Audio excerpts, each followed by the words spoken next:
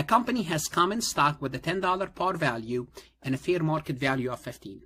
The company exchanged 1,000 shares of this common stock for an acre of land.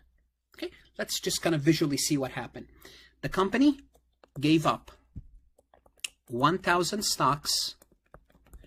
The fair value of each stock is $15. In return, they got a piece of land. Okay, and they don't tell us the piece of land. It's an acre of land, but they don't tell us the value of the land. But they told us the value of the stocks.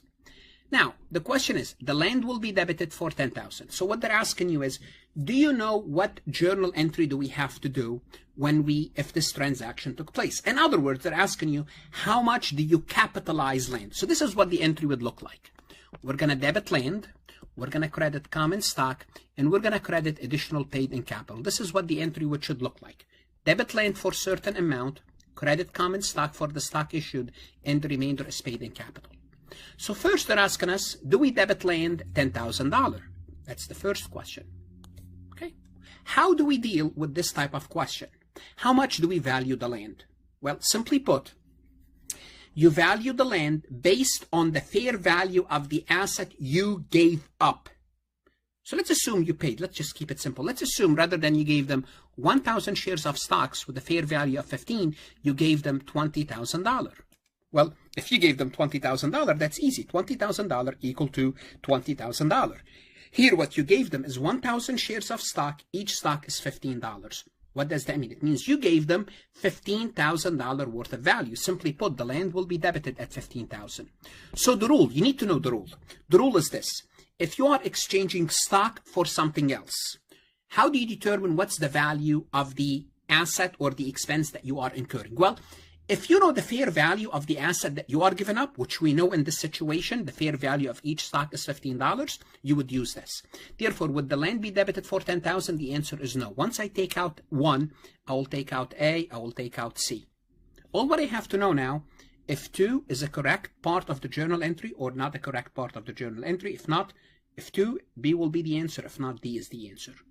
The common stock account will be credited for $10,000. Yes, it will be credited for $10,000. If we stop here, yes, we're going to credit common stock for the number of shares times the par value. This is how much you credit common stock, $10,000.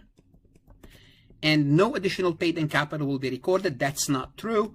We have $5,000 additional paid-in capital will be recorded. Therefore, the second part of this statement will make answer B incorrect, which in turn make answer D as the correct answer. Neither 1 nor 2 are the correct answer. So this is a basic journal entry.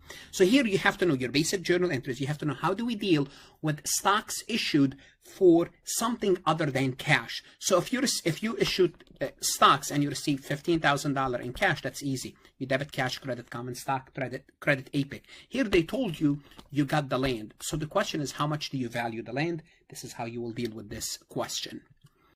Want to see more CPA exam multiple choice questions solved step by step? At farhatlectures.com, you will get hundreds of video solved MCQs step by step, including previously released AI CPA questions, previously released AI CPA simulation, in-depth lectures and resources to prepare for the CPA exam, AI tools that's going to help you study smarter, not harder, CPA exam podcast lessons where you can learn on the go.